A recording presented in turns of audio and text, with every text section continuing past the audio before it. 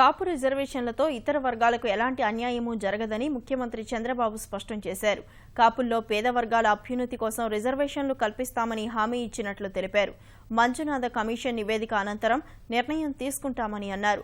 విజయవాడ తుమ్మలపల్లి కళాక్షేత్రంలో వివిధ సామాజిక వర్గాల కార్పొరేషన్లు, డైరెక్టర్ల ప్రమాణ స్వీకార కార్యక్రమానికి చంద్రబాబు ముఖ్య అతిథిగా హాజరయ్యారు.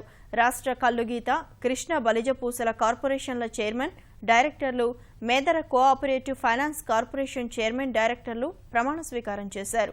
కార్యక్రమంలో ఉప ముఖ్యమంత్రి కెఈ కృష్ణమూర్తితో పాటు మంత్రులు దేవినేని ఉమ, కొల్లు రవీంద్ర, పలువురు నేతలు, అధికారులు పాల్గొన్నారు. వర్గాలు తెలుగుదేశం పార్టీని అట్టిపెట్టుకున్నారు.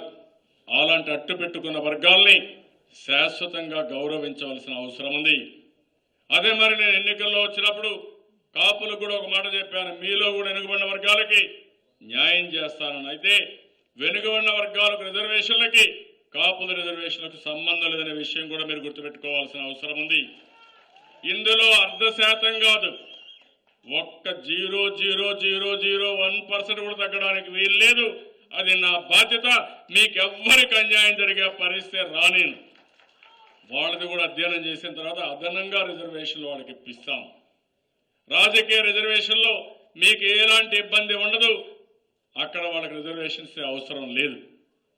కాబట్టి ఆ విషయం కూడా మీకు స్పష్టత ఉండాల్సిన అవసరం ఉంది. అక్కడ ఆర్థికంగా, సామాజికంగా వాళ్ళకి కావాల్సింది ఆర్థిక ఇబ్బంది కానీ ఉద్యోగాల్లో తప్ప రాజకీయ రిజర్వేషన్స్ ఉన్నాయి, వాళ్ళు బాగానే ఉన్నాయి. కాబట్టి అవసరం లేదు, వాళ్ళు అది అడగలేదు. కాబట్టి అది కూడా సమస్య లేదు.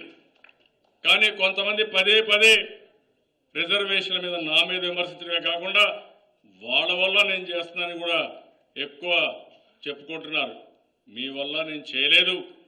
ఆ కులంలో పేదరికం ఉంది కాబట్టి ఒక బాధ్యత కలిగిన నాయకుడిగా ఎన్నికల ప్రచారంలో వచ్చినప్పుడు నేను హామీ ఇచ్చాను.